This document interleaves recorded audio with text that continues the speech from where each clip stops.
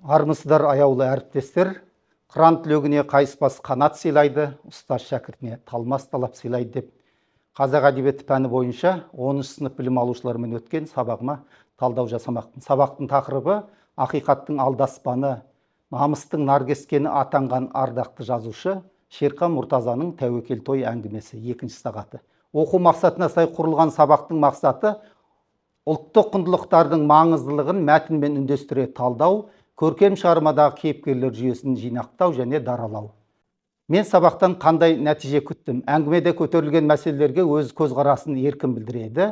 Ұлттық құндылықтардың маңыздылығын мәтінмен үндестіре талдайды, кейіпкерлерге сыни баға береді.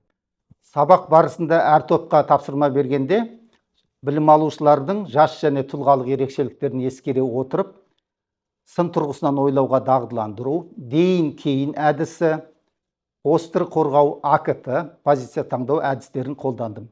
Жалпы сабақ 3 кезеңнен тұрды. Ой қозғау, мағынаны тану, ой бекіту. Сабақты әдеттегідей автордың тағылымдық қанатты сөзімен бастадым. Жазушының бірге жұмыс істейік, 5 саусақ біріксе алмайтын асу да жетпейтін жетістікте болмайды деген пікірі біздің сабағымыздың ұраны болды. Ой қозғау кезеңінде әңгіме неліктен тәуекел той аталған деп ой тастай отырып, әңгіменің мазмұнын қаншалықты меңгергенін білу мақсатында шығарманы композициясына талдаттым. Мағынаны тану кезеңінде мәтінмен жұмыс жүргізілді. Той иесі Керімқұл той қалай өтеді деп болжады, және ол болжамы жүзеге асты ма?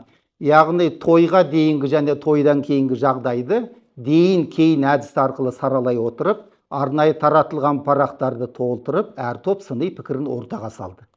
Әңгімедегі маңызды деген мәселелерге әр топ, бірінші топ құндылықтарға, екінші топ Керімқұл бейнесіне, үшінші топ Жеңіскүл бейнесіне, төртінші топ әңгімедегі ит пен балаға, бесінші топ тойдағы бір кем дүниеге постер арқылы көзқарастарын білдіріп, сыни пікірін ортаға салды. Жалпы біз тойды халық қазынасы дейміз. Шын мәнінде қандай той халық қазынасы? Ой бекіту кезеңінде тақырыпқа тұздық ретінде көпшілікке танымал қазіргі тойлар жайлы бейне сараптама көрсетілді. Оқушылар ой түйді, ал ойды қозғайды. Бұдан кейін позиция таңдау әдісі арқылы оқушылар дәптерге қазіргі той қандай болу керек деген сұраққа санамалап жауап жазды. Тың пікірлер ортаға салынды. Айтылған пікірді қолдағандар қол соғып, өз көзқарастарын білдіріп отырды. Үйде сын тұрғысынан ойлау мақсатында замандас саған айтамын, қоғам сен тыңда тақырыбында қазіргі қоғамдағы жастар ескеру керек көкейкесті мәселелерді қозғап, есте жазу тапсырылды. Білім алушылар топқа жіберілген сауалнамаға телефондарынан жауап беру арқылы сабаққа кері байланыс жасады.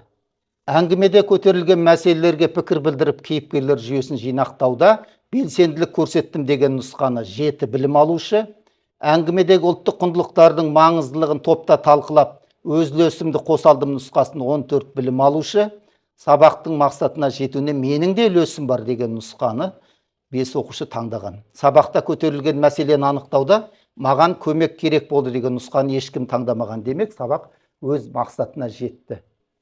Сабақта жинаған оқушылардың ұпайын арнайы жасатқан ашық журналыма белгілеп отырдым.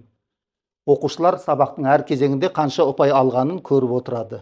Бұл ашық журналдың артықшылығы бәрінің ұпайы көз алдында тұр.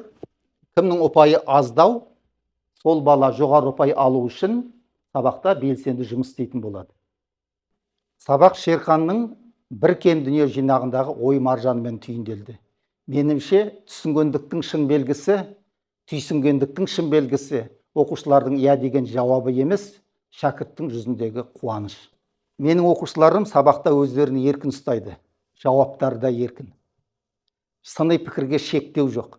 Топтық жұмыс кезінде де еркін сөйлейді.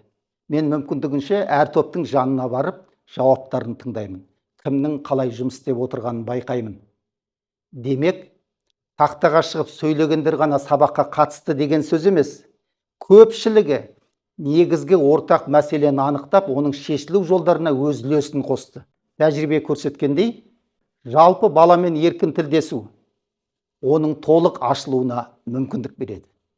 Рахмет.